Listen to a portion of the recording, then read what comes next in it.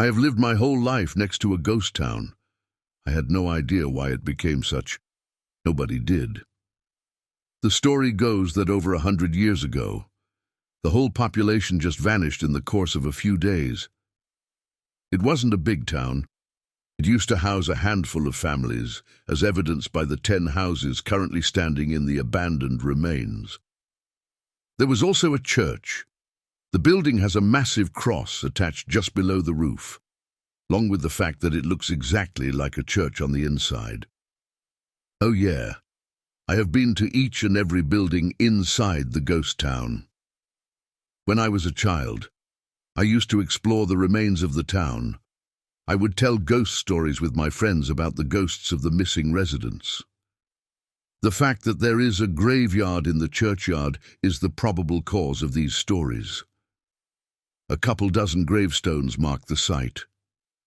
The town must have been relatively new or just very tiny by the time its residents disappeared. Nowadays, I use the town, Wraithsburg, as an escape. I occasionally make my way there to escape from the storm inside my own head. Sometimes, in the middle of the night, when the whirlwind of thoughts and emotions gets too much to handle. My wife, Elena, she is already used to this weird quirk of mine. There is just something serene and calming about the empty town at the beginning of nowhere. I think the idea of abandoned places having an ominous aura is somewhat wrong. They just tend to be depressing. Wraithsburg has a very relaxing atmosphere. It is completely different from my hometown or anywhere else I have ever been, but in a good way. There is a deafening silence in this place. The notion that it was once full of life but no more is also a little heavy, but I don't mind. In fact, I like it that way. The silence of Wraithsburg penetrates so deep. It silences the screaming voices inside my head. In a way, it completely crushes my spirit. But when my spirit is trying to break free out of my body in the most violent way possible, having it broken is good, I would argue. I have a problem, and I have tried everything conventional to deal with it, and nothing has helped. Therapy has done nothing but act as a temporary pain relief. Then again, I never expected a therapist who has never hurt a fly to understand my pain. It is good to talk about what is eating at you to someone else. Medication has not done any good either. It just turns me into a zombie-like beast, and the drawbacks are just not worth the silence. I used to walk around like an autonomic organic husk, a robot made up of flesh and blood. It just sucked and didn't do much against the worst parts of my problem.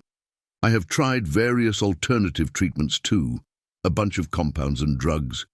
At best I would get a high, at worst I would feel even worse. I'm one of those few who do not do well with cannabis. It makes the horses run faster for me. I get even more anxious. Cannabidiol and other relaxants are, again, very momentary relaxants. Meditation. Ha! Last time I tried that, I ended revisiting my old friend, the bone-winged right hand of God, Samael. So that is a no to that too. I did it right, by the way. It is just, my head is just going too fast and too hard in a conventional setting. I avoid sensory deprivation because, well, at night my problem gets worse.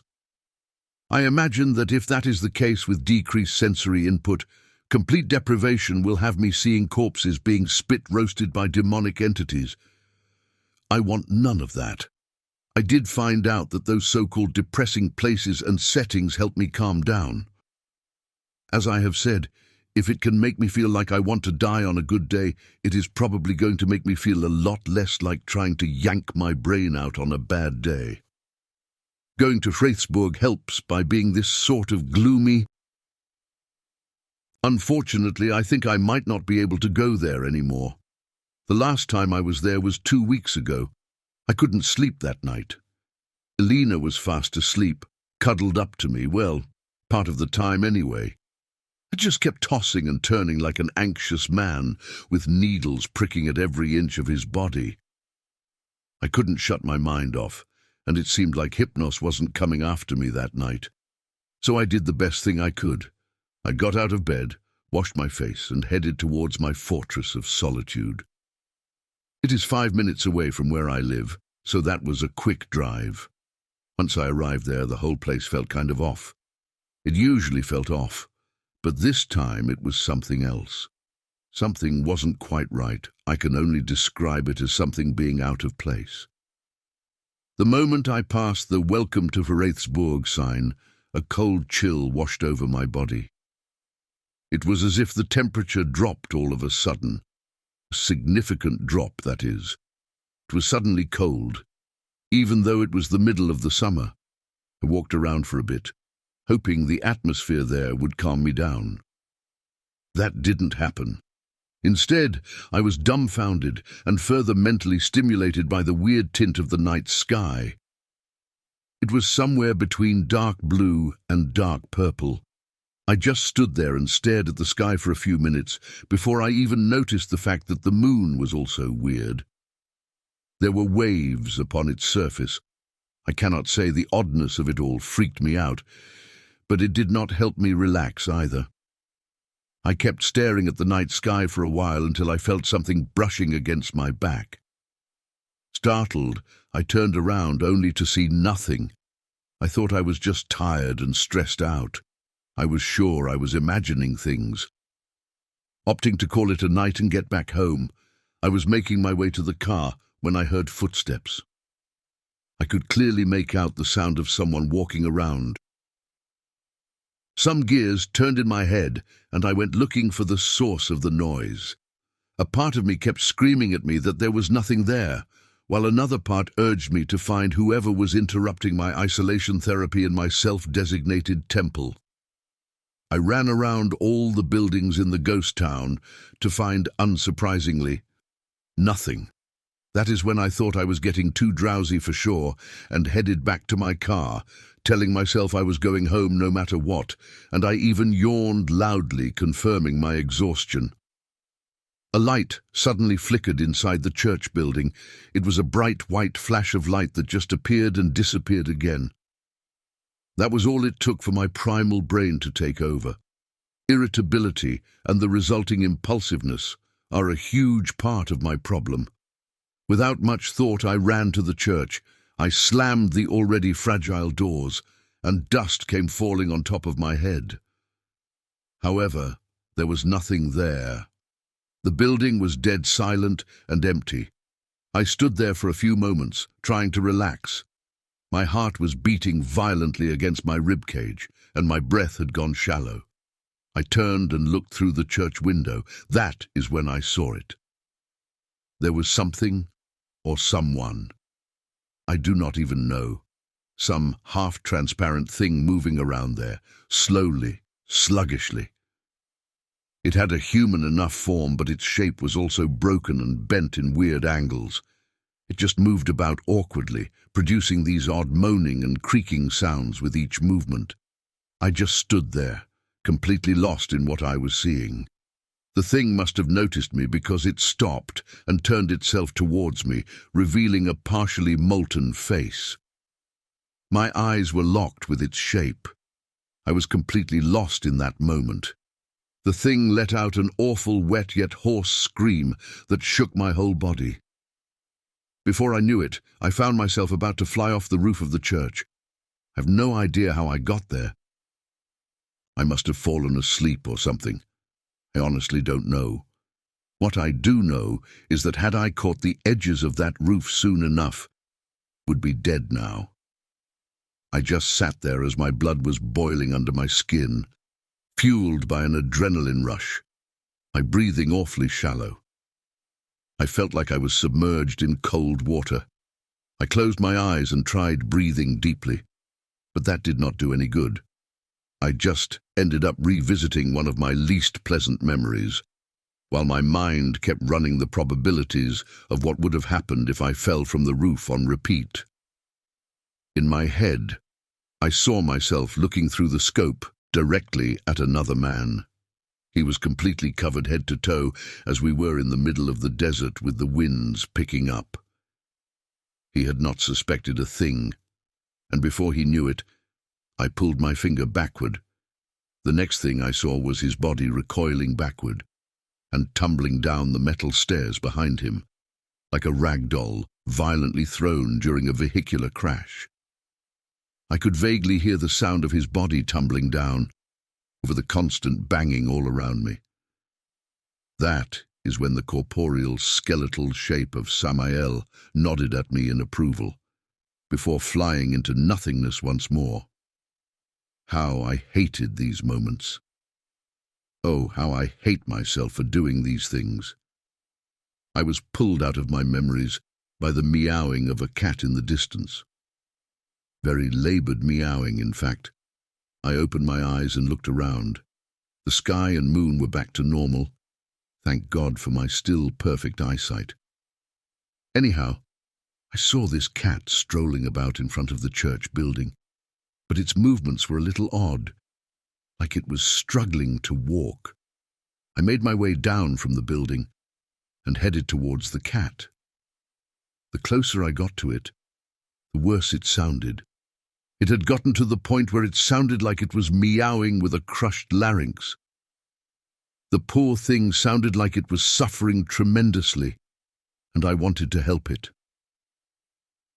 By the time I was close enough to make out the details, it had sounded like it was barely uttering a sound. Its movements weren't so much of a walking cat as they were its body being dragged across the dirt. In fact, and thinking about this makes my stomach turn even now. The poor thing had no lower half. There was a sort of slimy green tentacle sticking out of its back, pushing it along the dirt towards me, it seems.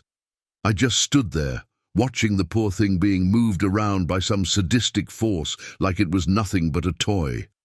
The stench of blood was definitely strong, and my insides were turning. The poor feline stared at me, and I saw it had no eyes. They were gone. Nothing but 2 holes with maggots crawling in them. The moment our eyes, or actually its sockets and my eyes locked, the tentacle scurried away, dragging the half-cat body with it, leaving a trail of guts and other feline bits behind it. That is all it took to make my primal brain take over again. I ran after the trail of gore and iridescent green slime left by the tentacle. I followed the trail of slime until I came across a cavity in a mound not far from Wraithsburg. I never even knew that was there. Throughout my whole life I have never noticed this cavern or even the mound. Driven by sheer adrenaline and curiosity, I peeked inside the cavity and saw a light. It was something similar to the light you would see cast by a sea of stars in a desert's night sky, but also green. I moved into the hole, slowly, quietly. I was hoping to find the source of the light.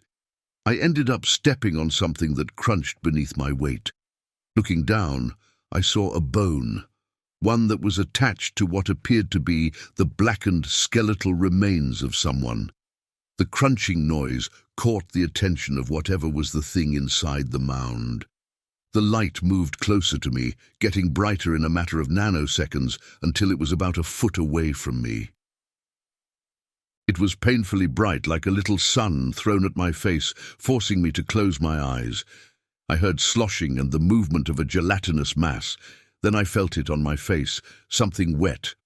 I forced my eyes open to a painfully luminescent thing. It looked like some sort of barely coherent physical thing. It looked like a mass of slime trying to maintain a steady form. For all I could tell, it was a blob trying its darndest to not turn into a puddle of slime. I do not even know what that was, but I could clearly see a dismembered cat and a bunch of maggots floating inside that thing. I was so caught up in the lights and the colors that I almost ended up as the cat. Luckily, when the slimy tendrils touched my face, the part of my brain responsible for fight or flight took over, and I bolted out of the mound straight towards my car. I know that thing was after me. I could see its light emanating behind me, and I could most definitely hear the sloshing sounds its tendrils produced. I swear to God, the moment I reached my car, I heard a meow, a very dry and labored meow. I hesitated for a moment. Turning only my head around, there was only a withering mass of slime behind me. Seeing that, I turned back to my car and drove off. As long as this semi-conscious blob is still there, I cannot go back to Wraithsburg. I do not know what the hell that was. Quite frankly, I am not sure I want to know. I hope I am wrong about this, but I think this slime-formed beast, this abomination, could be the reason this town is a ghost town.